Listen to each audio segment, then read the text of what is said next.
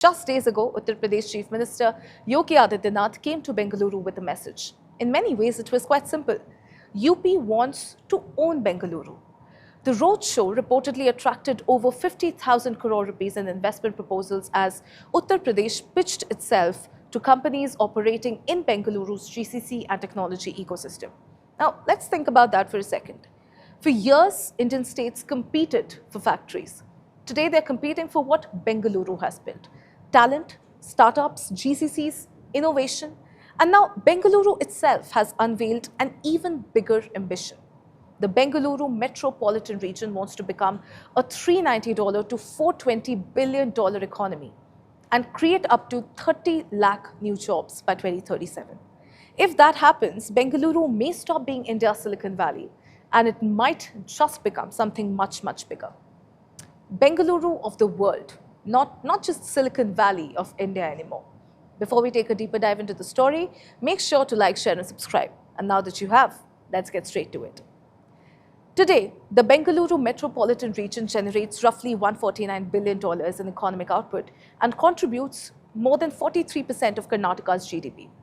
The region is home to around 1.5 crore people, supports nearly 38 lakh jobs, and has been growing at 9.7% annually, faster than both Karnataka and Hyderabad. Most cities would be happy with those numbers. Bengaluru is planning to nearly triple them. Let's be honest here, viewers. Very few cities have really created what Bengaluru has. More than 2 million technology professionals, more than 1,000 GCCs, more than 13,000 startups. Leadership positions in AI, semiconductors, aerospace, biotechnology and R&D. This didn't happen because Bengaluru discovered oil or because it became a financial capital. It happened because the city became a talent magnet. And over time, talent attracted companies. Companies, of course, attracted capital. Capital attracted more talent. That flywheel just kept spinning. Bengaluru is now running into the limits of its own success. Traffic, housing, urban sprawl, infrastructure pressure, rising costs. The next chapter cannot be built by squeezing more people into the same city, which is why Karnataka's plan is pretty interesting to note here. This is a Bengaluru region plan.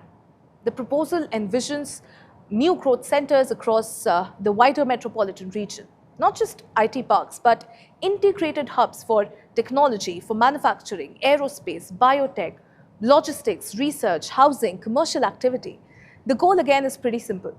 Spread economic activity beyond the traditional city core while keeping the region connected.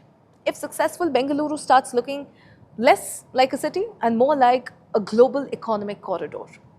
But none of this happens without mobility, which is why the infrastructure numbers are absolutely staggering. The roadmap includes a 287-kilometer circular rail network, 4 new RRTS corridors, of 400 to 500 kilometers of additional metro lines, expansion of suburban rail, better airport connectivity, integrated multimodal transport system. It all makes sense because the future challenge is moving talent across Bengaluru. Now, there is another reason as to why it matters in the first place. The industry is expected to drive the next phase of growth are not the same ones that built the last phase. The roadmap specifically highlights artificial intelligence, advanced manufacturing, semiconductor design, aerospace, biotechnology, deep tech, research and development. These industries need more than just office space. They need labs, they need testing facilities, they need manufacturing clusters, they need power infrastructure, they need research campuses. Basically, they need large-scale industrial ecosystems. The Bengaluru of 2037 may look very, very different from the Bengaluru that we know of today, of 2026.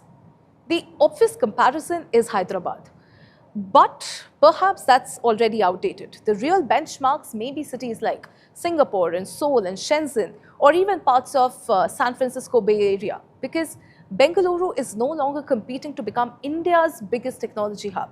It already is. The question is whether it can become one of the world's most important innovation regions. Ladies and gentlemen, here's the front page take on this. The most interesting part of the story is that what it really says about Bengaluru's place in India. When other states begin asking how they can build their own Bengaluru, it means that the city has become so much more than just a city. It has become a model. Now Karnataka wants to take that model and scale it even further.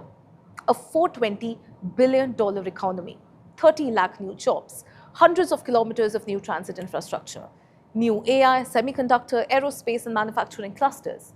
The ambition here, viewers, is enormous, but perhaps the biggest ambition is this. Can Bengaluru become for India what Silicon Valley became for the United States? Not just a successful city, but an economic engine whose influence extends far beyond its borders. Like mentioned earlier, the Bengaluru of the world, not just Silicon Valley of India anymore. Let us know what you think in the comments below. Ladies and gentlemen, this is Front Page by AIM Network. Like, share and subscribe, and always remember, think AI, think AIM.